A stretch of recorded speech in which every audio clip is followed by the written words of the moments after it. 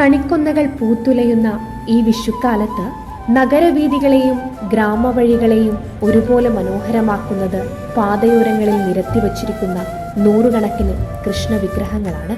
വേനൽ ചൂടിനെ അവഗണിച്ച് താൽക്കാലിക ഷെഡുകളിലും തണൽമര ചുവടുകളിലുമായി വിരിഞ്ഞു നിൽക്കുന്ന ഈ കാഴ്ച ഓരോരുത്തരുടെയും കണ്ണ് കുളിർപ്പിക്കുന്നതാണ്.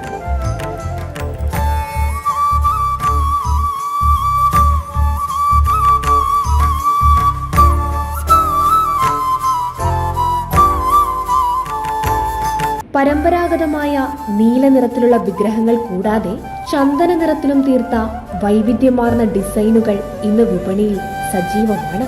വെള്ളക്കണ്ണനായും ഓടക്കുഴലൂതുന്ന മുരളീധരനായും പല ഭാവങ്ങളിലും വലിപ്പത്തിലുമുള്ള വിഗ്രഹങ്ങൾ നിരന്നു നിൽക്കുമ്പോൾ അത് വെറുമൊരു കച്ചവട കാഴ്ചയല്ല, മറിച്ച് വിശ്വാസത്തിന്റെ വലിയൊരു ലോകം കൂടിയാണ്. മാസങ്ങൾ നീണ്ട അധ്വാനത്തിനൊടുവിൽ ഇതര സംസ്ഥാനങ്ങളിൽ നിന്നുള്ള കലാകാരന്മാരാണ് വശ്യമായ പുഞ്ചിരിയുള്ള ഈ ശില്പങ്ങൾ നമ്മുടെ മണ്ണിലെത്തിക്കുന്നത്. മനോഹരമായി വിടർന്ന കമലദള കണ്ണുകളും കരിമഷി എഴുതിയ മിഴികളിലെ വാത്സല്യവും അലിവോടെ നോക്കുന്ന കൃഷ്ണമണിയും ഓരോ ഭക്തന്റെയും ഉള്ളുലയ്ക്കും. പവിഴച്ചുണ്ടുകളിൽ തങ്ങി നിൽക്കുന്ന ആ ഗൂഢമായ മന്ദഹാസം ശില്പങ്ങളിൽ ജീവൻ തുടിക്കുന്നതുപോലെ തോന്നിപ്പിക്കുന്നു. ഓരോ വിഗ്രഹത്തിന്റെയും അലങ്കാരങ്ങൾ അതീവ സൂക്ഷ്മതയോടെയാണ് തീർത്തിരിക്കുന്നത്. പീലിത്തിരുമുടി ചാർത്തിയ കിരീടങ്ങളും കഴുത്തിലെ മുത്തുമാലകളും ഒരു കയ്യിൽ ചേർത്തു വെച്ച ഓടക്കുഴലും ആ രൂപങ്ങൾക്ക് പൂർണ്ണത നൽകുന്നു.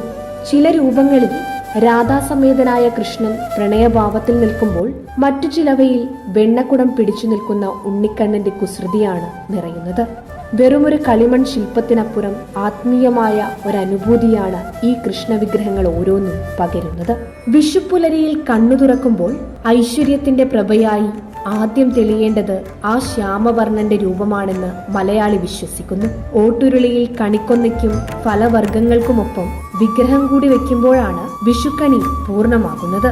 പൊള്ളുന്ന വെയിലിലും ആ കൃഷ്ണരൂപങ്ങൾ വിറ്റഴിക്കുന്ന കച്ചവടക്കാരന്റെ പ്രതീക്ഷയും അത് കണി കാണാൻ കാത്തിരിക്കുന്ന ഭക്തന്റെ വിശ്വാസവും ഒത്തുചേരുമ്പോൾ ഈ പാതയോരങ്ങൾ ഓരോ വിഷുക്കാലത്തും ഐശ്വര്യത്തിന്റെ പുതിയ പാഠങ്ങൾ നമ്മെ ഓർമ്മിപ്പിക്കുന്നു. വഴിയോരത്തെ വെയിലേറ്റു വാടാതെ നിൽക്കുന്ന ആ വിഗ്രഹങ്ങൾ ഓരോ വീടിന്റെയും ഉമ്മറത്തെത്തുമ്പോൾ അത് പ്രതിസന്ധികളിലും തളരാതെ പുഞ്ചിരിയാക്കാൻ നമ്മെ പഠിപ്പിക്കുന്ന ഒരു സാന്നിധ്യമായി തീരുന്നു.